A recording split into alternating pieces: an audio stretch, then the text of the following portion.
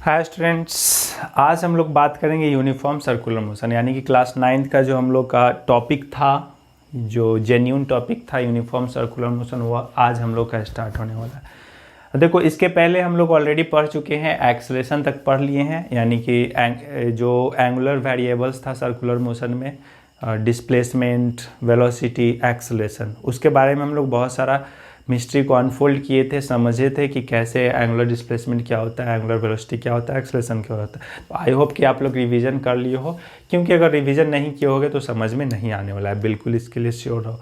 तो ये इंश्योर करो कि पिछला वीडियो आप देखे हो तब ये समझ में आएगा, नहीं तो नहीं आएगा, क्योंकि ऐसे ही हम बस ऐसा नहीं कि आपको डिफाइन करा के छोड़ने जा रहे हैं, क्योंकि कुछ कंसेप्ट सीखना है, इसलिए रिवाइज करके आना है। चलो, तो मेक श्योर कि you have revised, that means you have gone through the previous lecture. चलो, तो यूनिफॉर्म सर्कुलर मोशन में हम लोग बात करने से पहले कुछ टेक्निकल टर्म्स के बारे में बात करेंगे और फिर एक्सेलरेशन के बारे में भी बात करेंगे, क्योंकि एक्सेलरेशन ही डिफाइन करता है कि कौन मोशन क्या होगा, यूनिफॉर्म होगा और कौन मोशन नॉन यूनिफॉर्म होगा। ओके, तो यूनिफॉर्म सर्कुलर मोशन जानने से पहले हम लोग सर्कुलर मोशन के बारे में जानेंगे कि सर्कुलर मोशन कितने तरह का होगा। तो सर्कुलर मोशन जो है आपका, वो जैसे हम लोग सिंपल वन डायमेंशनल मोशन पढ़ते थे ना, उसी तरह से इसमें भी डिस्कस करेंगे। ठीक है, सर्कुलर मोशन जो है आपका, वो बेसिकली क्या हो सकता है, यूनिफॉर्म हो सकता है, ठीक है, या क्या हो सकता है, नॉन यूनिफॉर्म हो सकता है। कंपेयर करो ना जो हम लोग पढ़े हैं बाकी जो मोशन वन डायमेंशनल मोशन में जो पढ़े हैं, तो उसमें क्या होता था कि यूनिफॉर्म होता था और एक क्या होता था, नॉन यूनिफॉर्म। यूनिफॉर्म मोशन में क्या होता था, इक्वल इंटरवल में इक्वल चेंजेज होता था। ठीक है, तो यानी कि कांस्टेंट वगैरह होता था, स्पीड कांस्टेंट होता था। यहाँ पे क्या होता था, वेरी करता था स्पीड। तो यहाँ पे भी वही बात होगा, यानी कि सर्कुलर मोशन भी दो तरह का होगा, यूनिफॉर्म और नॉन यूनिफॉर्म। अब यूनिफॉर्म में क्या होगा, तो उसको तो पूरा हम लोग आज डिस्कस ही करेंगे। अब नॉन यूनिफॉर्म का भी हम लोग लास्ट में थोड़ा डिस्कस करेंगे। ठीक है, अब ये जो यूनिफॉर्म और नॉन यूनिफॉर्म है, इसको कौन क्लासीफाई, मतलब कौन इसको सेपरेट करेगा, कैसे पता चलेगा यूनिफॉर्म है कि नॉन यूनिफॉर्म। तो ये सब हम लोग को पता चलेगा, पूरा का पूरा केस पता चलेगा एक्सेलरेशन से। तो बात आता है एक्सेलरेशन, तो इसमें दो तरह का होता है ना, एक रेडियल और एक टेंजेंशियल। जैसे जब स्ट्रेट लाइन मोशन होता है तो उसमें सिंपल होता है ना, देखो जैसे इस तरह से समझना है इस बात को, एक आइडिया हम लोग को होगा। ये कार जो है v स्पीड से मूव कर रहा है, कितना स्पीड से मूव कर रहा है, v स्पीड से, मतलब इसका स्पीड चेंज नहीं हो रहा है, स्पीड क्या है, कांस्टेंट है। तो बताओ ये यूनिफॉर्म है कि नॉन यूनिफॉर्म है। तो ऑब्वियसली बोलोगे क्या है, यूनिफॉर्म मोशन है। क्यों, क्योंकि स्पीड इसका कांस्टेंट है, स्पीड कांस्टेंट है मतलब एक्सेलरेशन क्या है, जीरो है। और जैसे ही एक्सेलरेशन जीरो आ गया मतलब क्या है, ये यूनिफॉर्म मोशन है, तो ये इस कैटेगरी में चला जाएगा। अब हम बोलते हैं कि स्पीड इसका वैरी कर रहा है, तो एक्सेलरेशन क्या होता, नॉन जीरो होता, एक्सेलरेशन जीरो नहीं होता, और एक्सेलरेशन जीरो नहीं होता तो ये कैसा मोशन होता, नॉन यूनिफॉर्म होता। नट सेल में इतना तो क्लियर है ना, पीछे जो हम लोग पढ़ चुके हैं। स्पीड वैरी करता है, स्पीड कांस्टेंट नहीं होता, तो एक्सेलरेशन क्या होता, नॉन जीरो होता, मतलब एक्सेलरेशन का कुछ ना कुछ वैल्यू होता, तो वो नॉन यूनिफॉर्म में जाता। और स्पीड अगर कांस्टेंट होता तो यूनिफॉर्म। तो यहाँ पे भी केस वही होगा। लेकिन बात आता है कि एक्सेलरेशन तो यहाँ पे दो तरह का होता है, इसमें तो एक्सेलरेशन सिंगल एक तरह का, इधर या इधर, लेकिन यहाँ पे एक्सेलरेशन कितने तरह का होता है, दो तरह का होता है। तो फिर दोनों को हम लोग कैसे कंपेयर करेंगे, कौन जीरो होगा और कौन जीरो नहीं होगा। तो ये बात को पहले हम लोग डिसाइड करेंगे कि कौन सा एक्सेलरेशन ये सब को डिसाइड करेगा, किस एक्सेलरेशन के बेसिस पे हम लोग कहेंगे कि ये मोशन यूनिफॉर्म है और ये मोशन नॉन यूनिफॉर्म है। तो हम लोग किस पे अभी ऑपरेशन करेंगे, एक्सेलरेशन पे। पहले थोड़ा सा ऑपरेशन किस पे करेंगे, एक्सेलरेशन, फिर आएंगे इस पे। ओके, इसको नोट कर लेना है। चलो, तो एक्सेलरेशन पे हम लोग डिस्कशन करते हैं, एक्सेलरेशन पे चर्चा करते हैं, कौन एक्सेलरेशन डिफाइन करेगा मोशन को। ठीक है, तो एक्सेलरेशन कितने तरह का, तो हम लोग पिछले क्लास पढ़े कि एक्सेलरेशन कितने तरह का, दो तरह का। एक्सेलरेशन कितने तरह का, दो तरह का। एक एक्सेलरेशन टेंजेंशियल और एक एक्सेलरेशन रेडियल, रेडियस की तरफ इनवर्डली रेडियल और टेंजेंट की तरफ टेंजेंशियल। ठीक है, अभी रेडियल की तरफ, रेडियस की तरफ जो एक्सेलरेशन होता है ना, रेडियल एक्सेलरेशन जो होता है, इसको सेंट्रीपिटल एक्सेलरेशन भी कहा जाता है। और आपको समझ में आ गया होगा क्यों, क्योंकि ये सेंट्रीपिटल फोर्स भी अंदर की तरफ लगता है ना, तो इसलिए इसका नाम आपको कंफ्यूज नहीं होना है। कभी कभी सेंट्रीपिटल एक्सेलरेशन भी मिल सकता है, तो उससे आपको कंफ्यूज नहीं होना है। तो दो तरह का एक्सेलरेशन ऑलरेडी पिछले क्लास पढ़े हैं, एक रेडियल एक्सेलरेशन और दूसरा टेंजेंशियल एक्सेलरेशन। ठीक है, क्लियर है। अब बात आता है कि कौन सा एक्सेलरेशन डिसाइड करेगा कि मोशन यूनिफॉर्म है कि नॉन यूनिफॉर्म है। ठीक है, मोशन यूनिफॉर्म है कि नॉन यूनिफॉर्म है। तो पहले हम लोग यूनिफॉर्म वाला केस बात कर रहे हैं, यूनिफॉर्म सर्कुलर मोशन का केस बात कर रहे हैं। ठीक है, तो अब ध्यान देना है, एक बात हम जो आप लोग को बार बार बोलते आए हैं उस बात का अब यहाँ पे यूज आएगा। वो कौन सा बात था?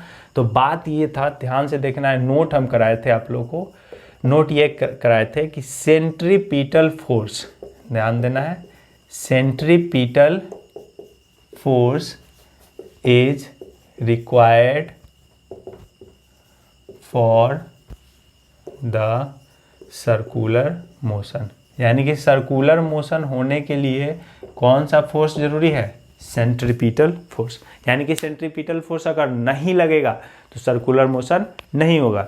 जैसे आप किसी चीज़ को, जैसे कि मून अर्थ और सन वाला केस डिस्कस किए थे ना, तो अर्थ जो है सन के चारों तरफ चक्कर लगा रहा है।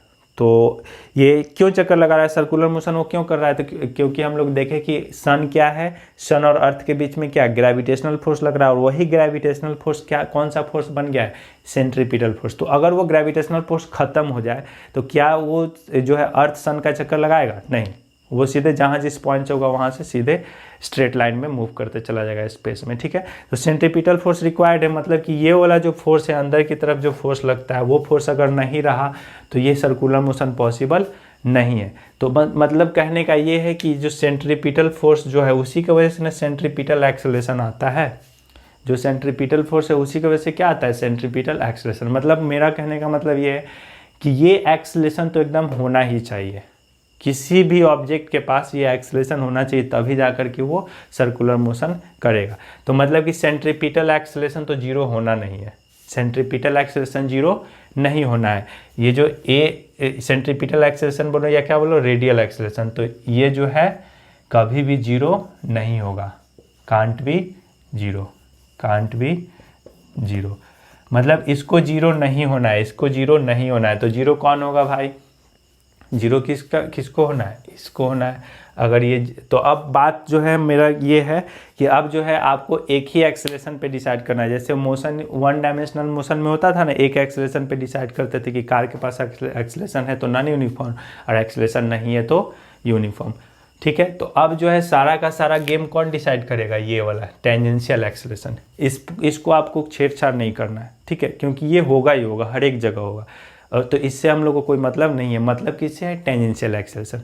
मतलब अब जो है हम लोग सर्कुलर यूनिफॉर्म सर्कुलर मोशन का इंपॉर्टेंट फैक्ट में आ गए कि अगर किसी बॉडी के पास टेंजेंशियल एक्सेलरेशन है, अगर किसी बॉडी के पास टेंजेंशियल एक्सेलरेशन है, यानी कि अगर AT जो है जीरो नहीं है, AT अगर जीरो नहीं है तो AT जीरो नहीं है मतलब मोशन कैसा है? नॉन यूनिफॉर्म एकदम। AT अगर जीरो नहीं है तो मोशन कैसा है? Non uniform. देखो ये सब टेक्निकल टर्म है, फिर आएंगे सिंपल वाला डेफिनेशन पे। ये अगर एक्सेलरेशन कुछ है तो मतलब वो मोशन, देखो बार बार उसका स्पीड क्या होगा? चेंज होगा। ये अगर इस वाला पाथ पे एक्सेलरेशन है तो बार बार स्पीड क्या होगा? चेंज होगा, तो वो नॉन यूनिफॉर्म। अगर AT जीरो है, अगर AT क्या है? जीरो है, तो AT जीरो है तो यानी कि ये वाला टेंजेंशियल एक्सेलरेशन जीरो है, मतलब कि ऑब्जेक्ट जिस स्पीड से मूव कर रहा होगा, मान लो v स्पीड से, तो ये एक्सेलरेशन जीरो मतलब बार बार उसका स्पीड क्या रहेगा? v रहेगा। बार बार स्पीड क्या रहेगा? v रहेगा, क्योंकि ये टेंजेंशियल एक्सेलरेशन जीरो है। तो ये कैसा मोशन होगा? यूनिफॉर्म। मतलब कि मोशन यूनिफॉर्म है कि नॉन यूनिफॉर्म है, ये कौन डिसाइड करेगा? Tangential acceleration. मोशन यूनिफॉर्म है कि नॉन यूनिफॉर्म है, ये कौन डिसाइड करेगा? Tangential acceleration. बात समझ में आ गया? टेंजेंशियल एक्सेलरेशन जीरो मतलब मोशन कैसा है? यूनिफॉर्म। टेंजेंशियल एक्सेलरेशन जीरो नहीं है मतलब मोशन कैसा है? Non uniform. ये वाला कभी जीरो होगा? नहीं, ये जीरो होगा तो मोशन पॉसिबल ही नहीं होगा। समझ में आ रहा है बात? इतना तक क्लियर है? तो अब हम लोग इसको लेकर के चलते हैं, यूनिफॉर्म का केस यही है, और इसको लेकर के पूरा हम लोग आज का क्लास चलेगा। ओके, मिटा दे इसको, इरेज आप लोग पॉज करके नोट कर लेना है।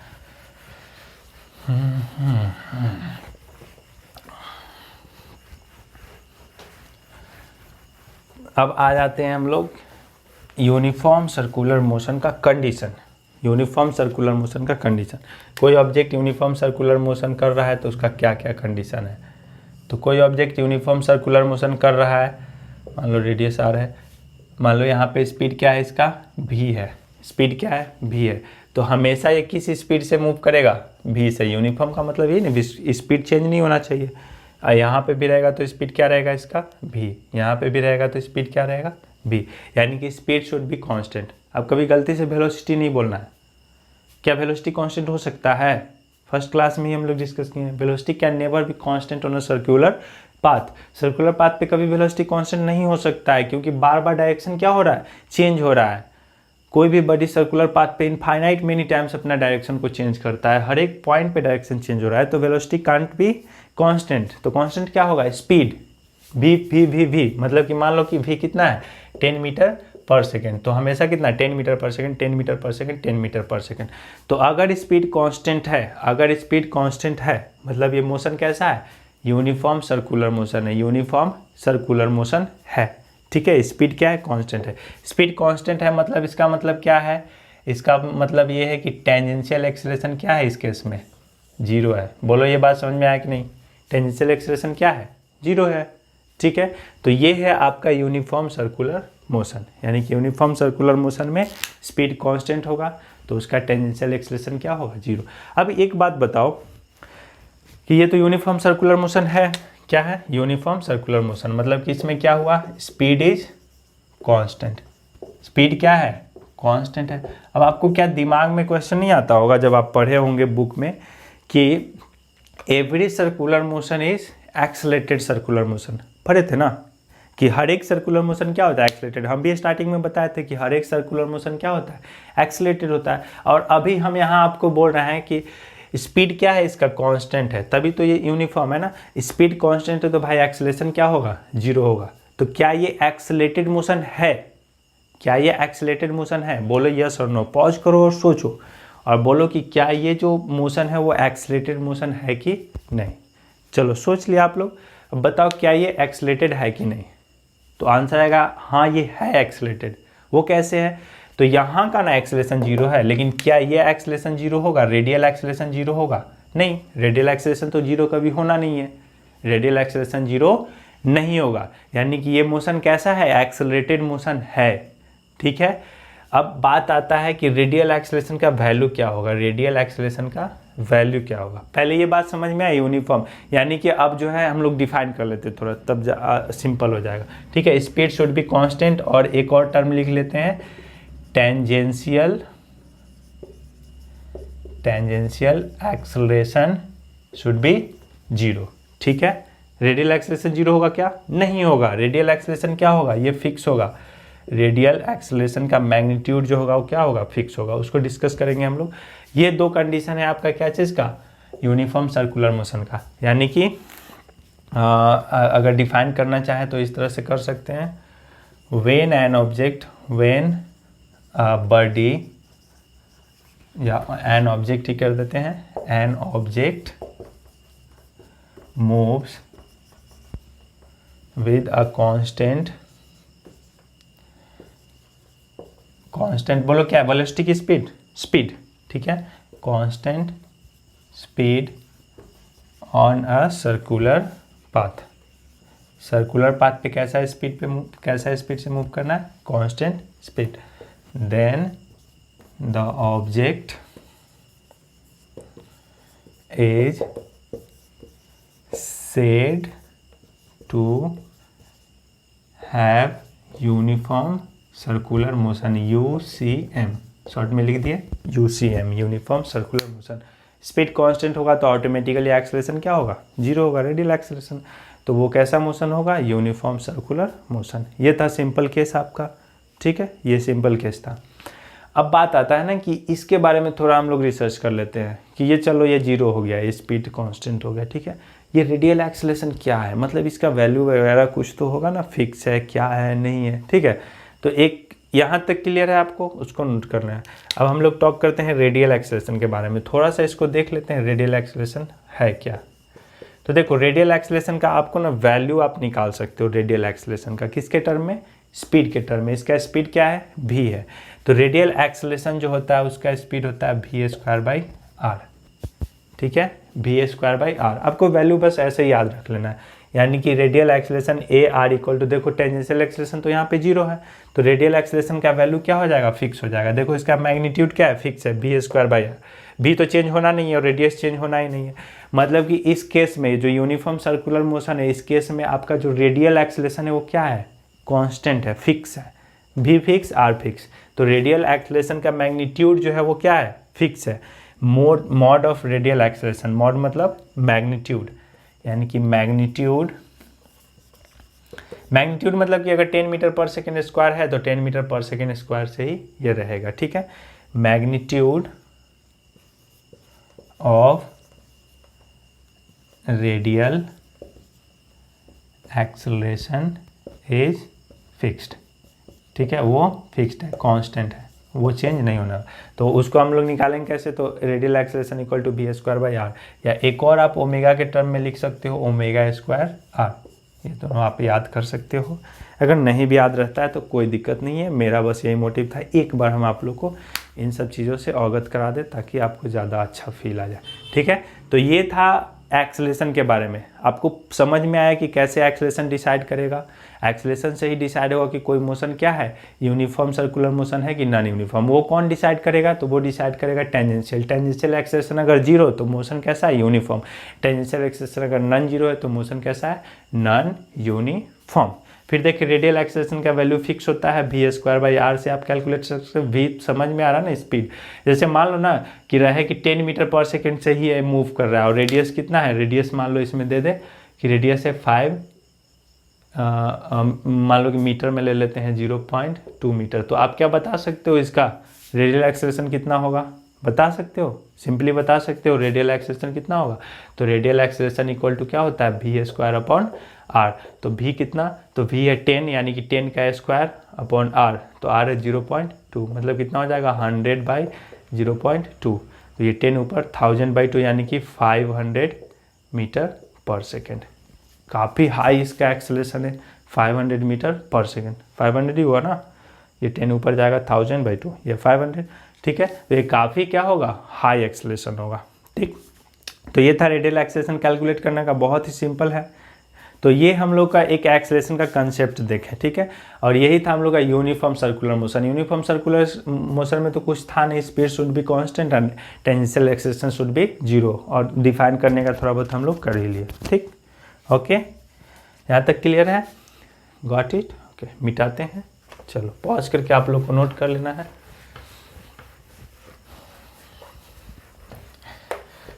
अब यूनिफॉर्म सर्कुलर मोशन में ना एक और चीज़ है जो हम लोग देख ही लेते हैं, उसके बाद पूरी तरह से ये ख़त्म ही हो जाएगा 9th के हिसाब से, आपका जो है फाउंडेशन के हिसाब से। वैसे तो 11th में बहुत सारा पढ़ना है आपको, ठीक है। तो रेडियल एक्सेलरेशन तक हम लोग का क्लियर था, एक्सेलरेशन वाला केस क्लियर कर लिए। अब मान लो कि नॉन यूनिफॉर्म आएगा, तो नॉन यूनिफॉर्म सर्कुलर मोशन क्या होगा, बस थोड़ा सा ऐसे ही नाम के लिए चर्चा कर लेते हैं। तो नॉन यूनिफॉर्म सर्कुलर मोशन के लिए आपको क्या कहना है, रेडियल एक्सेलरेशन तो कभी 0 होना ही नहीं, ये तो रहेगा, ये क्या रहेगा, ये फिक्स रहेगा। कितना रहेगा, v² आर। हर एक इंस्टेंट पे इसका मैग्नीट्यूड ये रहेगा, जहाँ का वेलोसिटी देखो उस हिसाब से ये अपना ये चेंज कर लेगा। अब यहाँ पे क्या है ना, इसका टेंजेंशियल एक्सेलरेशन जो है वो 0 नहीं होना चाहिए। टेंजेंशियल एक्सेलरेशन 0 नहीं होना चाहिए, मतलब टेंजेंशियल एक्सेलरेशन 0 नहीं होना चाहिए, मतलब क्या, इसका स्पीड जो है वेलोसिटी या सीधे क्या बोले, speed is not constant. Speed क्या है, स्पीड कांस्टेंट नहीं होना चाहिए, स्पीड कांस्टेंट नहीं होना चाहिए। तो ये कैसा केस है, non uniform circular motion, tangential acceleration 0 नहीं होना चाहिए।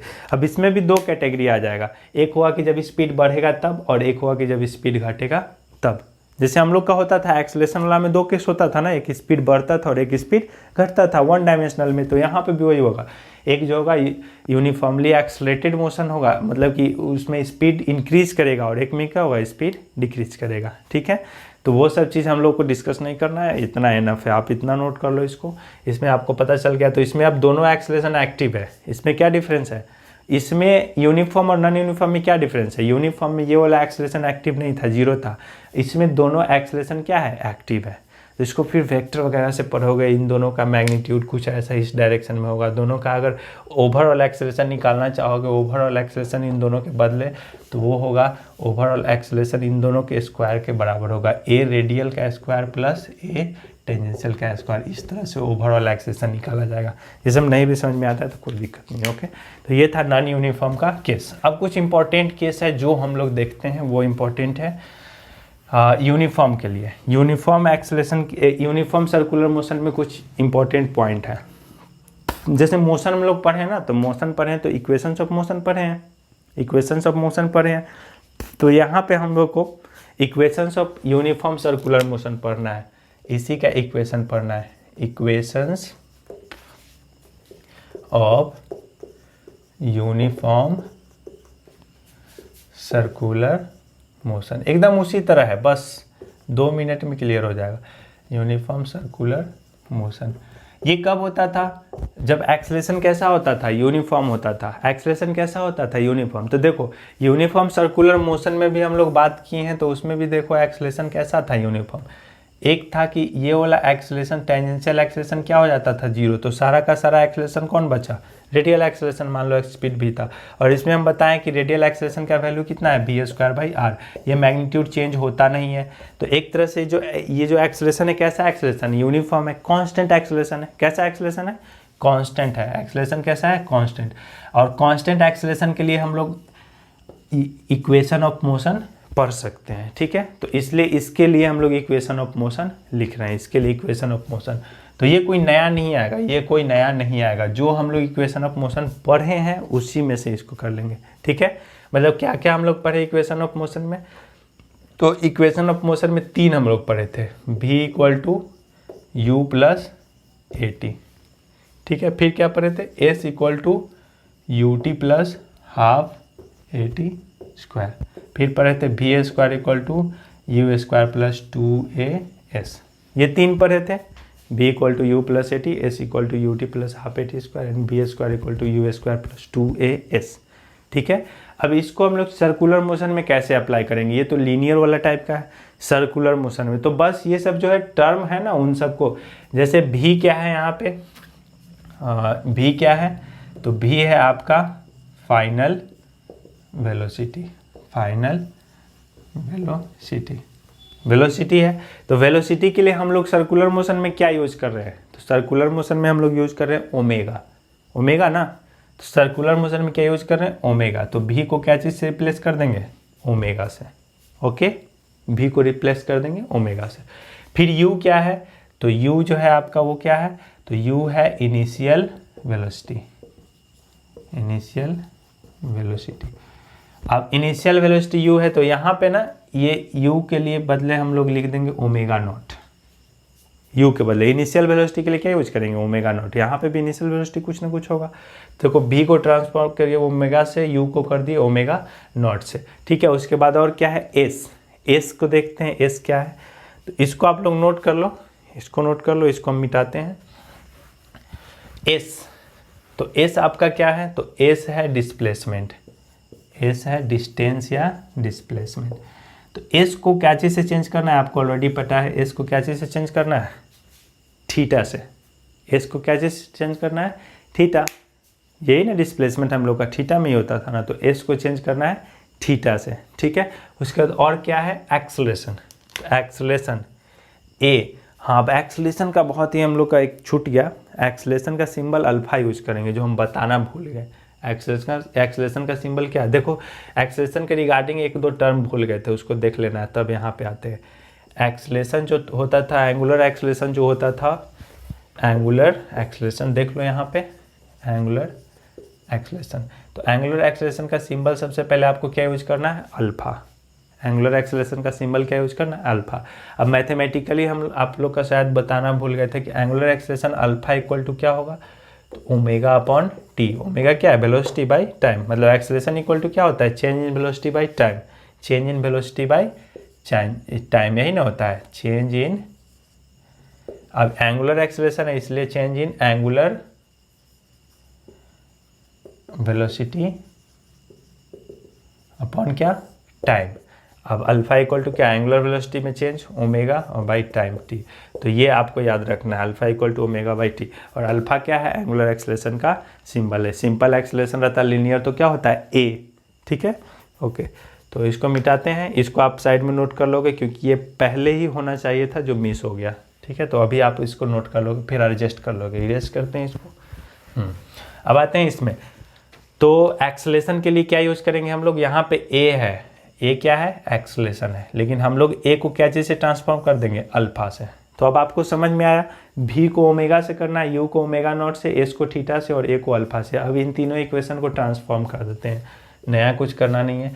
पहला इक्वेशन अब क्या हो जाएगा इसमें, तो पहला इक्वेशन भी के बदले ओमेगा, तो omega equal to U omega not plus A की जगह पे अल्फा टी। पहला इक्वेशन हो गया, ये सर्कुलर मोशन का equations of uniform circular motion का first, omega equal to omega not plus alpha T, ठीक है। दूसरा S equal to U T plus half A T square, तो एस के बदले क्या रखेंगे, एस के बदले थीटा, तो theta equal to U initial velocity omega not into T plus half alpha A के जगह पे अल्फा टी स्क्वायर। हो गया दूसरा इक्वेशन ऑफ मोशन। देखो कितना सिंपल है, याद रखना भी आसान है, ठीक है। अब तीसरा, तो तीसरा क्या है, v square equal to u square, तो भी के जगह पे क्या रखेंगे, ओमेगा, तो ओमेगा का square plus equal to u square, तो ओमेगा नॉट का स्क्वायर और प्लस 2 अल्फा इंटू थीटा। हो गया तीनों इक्वेशन ऑफ मोशन। कितना सिंपल था, तीनों इक्वेशन ऑफ मोशन, बस, ठीक है।